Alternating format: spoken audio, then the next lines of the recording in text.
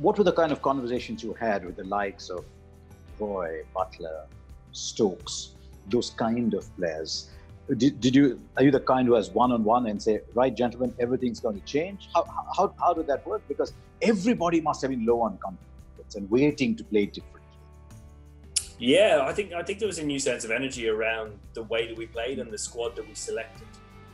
Because everybody looked at the side and thought, these are guys who had been sitting in county cricket for quite some time, playing this aggressive brand of cricket, but couldn't find a way into the senior team. So the exciting side of that, I suppose, rubbed off on the senior players and leaders within that group. And all we asked them to do, myself, Paul Farbrace and Trevor Bayliss, is to embody what we're trying to do.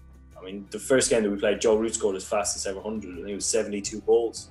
Josh Butler then came in and followed it up with a 57 ball 100 or 60 ball 100.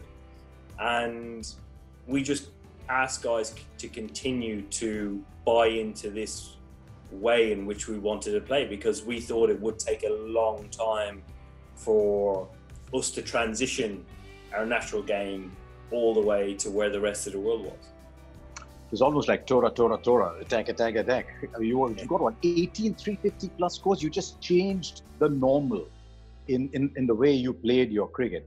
And was there ever any doubt? Because England always went out saying, I think the numbers are telling us 286 is a winning score on this track. You know, England were always sort of that kind of one-day side.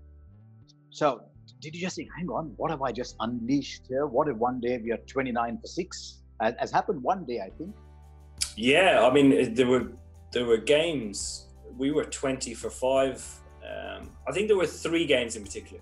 We were 20 for 5 at Lords against South Africa in a bilateral series. We were 8 for 5 at Adelaide against Australia.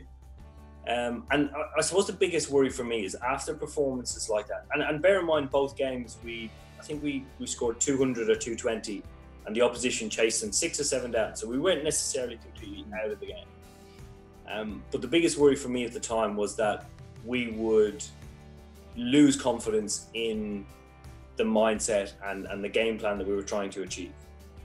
Because of surrounding pressures or perceptions, we might go back to, oh, well, let's just try and get 270. I think it was the third game in the first series that we played, we were bowled out for under 300. It was 290, the 46th over. And that was a huge test for us, because in previous England teams that I played in before, we would sit around and talk about batting out the last 4 overs, which is just, it's ridiculous when you think about it, because throughout the whole innings run, for getting 340 and posting a match-winning score, to talking about defending the last 4 overs of the game, which is ridiculous. So our whole meeting the next day was about being better at playing those 50 overs and the mantra that we're trying to play and embody. And we sort of try and put that to bed early. And in the following game, New Zealand posted 350 against us, and we chased it down in 43 overs. So that mantra continued, but it was important for us to stay up.